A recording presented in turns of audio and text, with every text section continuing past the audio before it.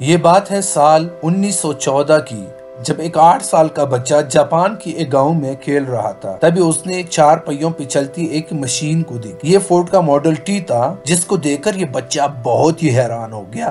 یہی وہ دن تھا جب اس 8 سال کے بچے کو گاڑیوں اور میکینیکل پارٹس میں پہلی بار لگا ہوا تھا۔ اس کا نام تھا سوچیرو ہونڈا، اور کس کو معلوم تھا کہ آنے والے وقت میں اس کا نام ہمیں ہر چوک پر دیکھنے کو ملے گا۔ Welcome in life speed channel. ناظرین، 1906 میں جاپان کے مونٹ فوجی کے قریب ایک چھوٹے گاؤں میں سوچیرو ہونڈا کی پیدائش ہو گئی۔ ان کے والد لوہار ہونے کے ساتھ ساتھ پارٹ ٹائم میں سائیکل ریپیئر کا کام بھی کرتے تھے۔ حالانکہ 5 بہن بھائی پہلے ہی مختلف بیماریوں کی وجہ سے مر چکے تھے، لہٰذا ان کے ماں باپ کو اپنے اس بچے سے کافی امیدیں تھی، لیکن ان کو پڑھائی سے تو کوئی لگاؤ ہی نہیں تھا۔ البتہ اپنے باپ کے ساتھ سائیکل بنانے میں کافی کوشش اور دلچسپی تھی۔ جب وہ 16 سال کا ہوا تو اس نے نیوز پیپر میں جاب کا ایک ایڈ دیکھا۔ آرٹ شوکائی نامی ٹوکیو کے ایک آٹو موبائل سروس پر ٹیکنیشین کی ضرورت تھی۔ ہونڈا نے کمپنی کو جاب کے لیے لیٹر لکھا، اور خوش قسمتی یہ تھی کہ وہاں سے پازیٹیو رپلائی بھی آئی۔ یہ وہ ٹائم تھا جب ہونڈا اپنا گھر، ماں باپ، اسکول چھوڑ کر کمانے کی آس لگا کر ٹوکیو روانہ ہو گئے۔ ہونڈا کا خواب تو تب تھا جب وہ ٹوکیو میں آرٹ شوکائی پہنچ گیا۔ کمپنی کے مالک نے ہونڈا سے صفائی ستھرائی کے کام کروانا شروع کر دیے، اور یہاں تک کہ اسے بیبی سیٹنگ کرنے پہ بھی لگا دیا۔ ہونڈا بیچارہ کرتا تو کیا کرتا، ایک طرف وہ اپنا ماں باپ گھر چھوڑ کے آ گیا تھا، دوسری طرف اسے فالتو کام لیے جا رہے تھے۔ اس کو واپس اپنے گاؤں جانے میں شرم آ رہی تھی، کیونکہ وہ اپنے پیرنٹس کو اپنا فیس دکھانے کے لیے قابل نہیں سمجھتا تھا۔ یہ وجہ تھی کہ اگلے کئی مہینوں تک وہ وہی کام کرتا رہا۔ کچھ ہی مہینوں کے بعد آرٹ شوکائی کے مالک نے ہونڈا سے ورکشاپ کے کام بھی لینا شروع کیا۔ ہونڈا کو اس کام میں شروع سے بہت دلچسپی تھی، اس لیے وہ چیزوں کو آسانی سے سمجھنے لگا۔ چند مہینوں میں وہ ہر طرف کی گاڑی کو اور ان کے پارٹس کے بارے میں کافی کچھ جان چکا تھا۔ اس دوران آرٹ شوکائی نے 2 سپورٹس کار بھی بنائے، جس میں پہلی گاڑی آرٹ ڈیلر تھی اور دوسری کارٹیس۔ یہ 2 گاڑیاں یوزڈ انجنز کو استعمال کر کے بنائی گئی تھی، جنہوں نے جاپانیز موٹر کار چیمپئن شپ 1924 میں پہلی پوزیشن حاصل کی تھی۔ ہونڈا ابھی تک ایک اچھا میکینک تھا، لیکن اس ریس میں وہ ڈرائیور کے ساتھ انجینئر کے طور پر بیٹھا تھا۔ یہی وہ مومنٹ تھا جس کے بعد سوچیرو ہونڈا نے موٹر سپورٹ کو اپنا ریلیجن بنا دیا۔ اگلے کئی سالوں تک وہ آرٹ شوکائی میں جاب کرتا رہا اور اپنے ایکسپیرینس کو بڑھاتا رہا۔ 1928 میں 22 سال کی ایج میں اس کے مالک نے اپنی ایک اور برانچ کھولنے کا فیصلہ کیا۔ یہ برانچ ہماماسٹو شہر میں ہوتا تھا، جس کو چلانے کے لیے مالک نے ہونڈا کو ذمہ داری دے کر وہاں بھیج دیا۔ ہونڈا نے آرٹ شوکائی کی اس نئی برانچ کو ایک ورکر سے شروع کیا تھا، اور صرف 2 ہی سالوں میں 30 ورکر تک پہنچا دیا۔ وہ اب ایک بریلینٹ میکینک اور ریسنگ ڈرائیور بھی بن چکا تھا۔ اس نے اپنی مہارت کا فائدہ اٹھاتے ہوئے اپنے مالک کے لیے ایک سپورٹ کار ڈیزائن کیا۔ یہ گاڑی 120 کلومیٹر پر ہار کی سپیڈ سے چل سکتی تھی، جس نے پرانے سارے ریکارڈ توڑ دیے تھے۔ یہ ریکارڈ اگلے 20 سال تک جاپان کا ہائیسٹ ریکارڈ بنا رہا۔ آرٹ شوکائی کے مالک کے دل میں ہونڈا کے لیے مزید جگہ بن گئی تھی۔ وہ اپنا خود کا ورکشاپ کھولنا چاہتا تھا، لیکن شاید قسمت کو یہ منظور نہیں تھا۔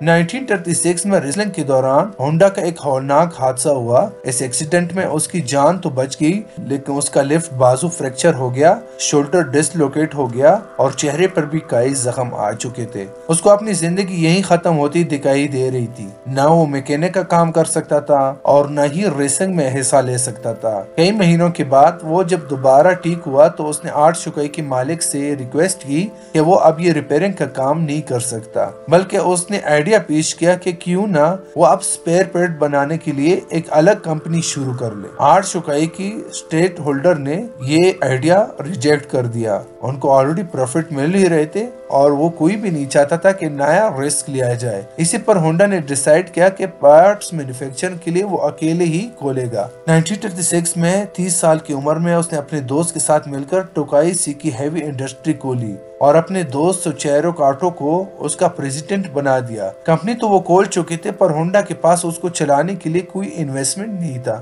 وہ دن بھر آرٹ شوکائی کے لیے کام کرتا تھا، جبکہ رات میں اپنی نئی کمپنی میں خود انجن پسٹن بنانے کی کوشش کرتا تھا۔ اگلے کئی مہینوں تک وہ اسی روٹین پہ چلتا رہا، لیکن اس کو کوئی کامیابی نہ دیکھ رہی تھی۔ الٹا وہ لگاتار شفٹیں لگا کر کمزور ہو چکا تھا۔ ایک کے بعد ایک ناکامی اس کا راستہ روک کے بیٹھی تھی۔ تبھی اس نے میٹلرجی میں مہارت حاصل کرنے کے لیے ایک یونیورسٹی میں ایڈمیشن لیا۔ 1939 میں 3 سالوں کی لگاتار محنت کے بعد وہ آخر کار ایک پسٹن بنانے میں کامیاب ہو ہی گیا۔ اب اس نے آرٹ شوگائی سے جاب چھوڑ دی اور فل ٹائم پسٹن بنانے میں لگ گیا، پر اس کو یہ معلوم ہی نہیں تھا کہ اس کے بنائے ہوئے پسٹن کو ابھی بھی کئی فالٹس موجود ہے۔ اس نے ٹویوٹا کمپنی کو اپنے پسٹن آفر کیے، لیکن ٹویوٹا نے 50 میں سے 47 ڈیزائن ریجیکٹ کر دیے۔ یہ خبر ہونڈا پر بجلی بن کر گری، کیونکہ اس کے پاس واپسی کا بھی کوئی راستہ نہیں تھا۔ اس نے مختلف کمپنیز کی ریکوائرمنٹ کو سمجھنے کے لیے پورے جاپان کے دورے لگانا شروع کر دیے۔ الگ الگ فیکٹریز میں گیا، کار مینوفیکچر سے ملا۔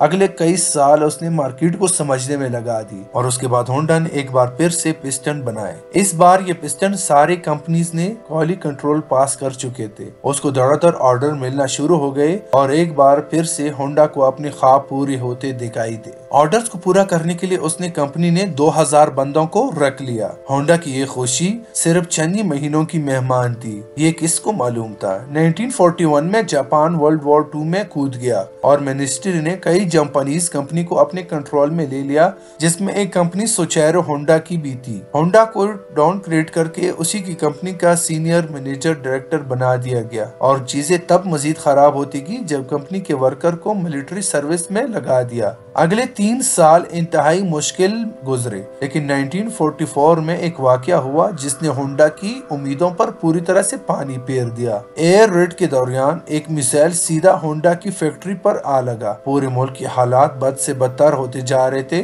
جاپان جنگ ہارتا ہوا دکھائی دے رہا تھا۔ پھر 1945 میں جو نیوکلیر اٹیکس ہوئے جس نے جاپان کی سر سے کمر ہلا کر رکھ دی۔ اس واقعے کے بعد جاپان نے امریکن کے سامنے سرنڈر کر دیا۔ جنگ تو اب ختم ہو چکی تھی، لیکن ہونڈا اپنا سب کچھ کھو بیٹھا تھا۔ اس نے اپنے بچے کوچے ایسٹ ٹویوٹا کو 4,50,000 ینگ میں بیچ دیے، اور ایک بار پھر سے جاب لیس ہو کر بیٹھ گیا۔ یہ حالت صرف ہونڈا کے ساتھ نہیں تھی، بلکہ پورا جاپان جاب لیس ہو گیا تھا۔ اکنامی میلٹ ہو رہی تھی، کھانا پانی کی شدید قلت اور مہنگائی نے سب کی کمر توڑ رکھی تھی۔ پبلک ٹرانسپورٹ کا ملنا انتہائی مشکل تھا، کیونکہ جاپان میں پیٹرول ہی نایاب ہو چکا تھا۔ اسی دوران ہونڈا کو ایک جاپانیز امپیریل آرمی کا ایک چھوٹا انجن ملا، جس سے وہ وائرلیس ریڈیو چلایا کرتے تھے۔ اپنی عادت سے مجبور اسے ایک آئیڈیا آیا۔ اس نے سوچا کہ کیوں نہ اس انجن کو ایک سائیکل میں لگا کر اپنی ٹرانسپورٹ کا مسئلہ حل کیا جائے۔ اس سے ٹرانسپورٹ آسان بھی ہو جائے گی اور سستی بھی پڑے گی، کیونکہ اس دور میں لوگ پہلے ہی مہنگائی سے بہت پریشان تھے۔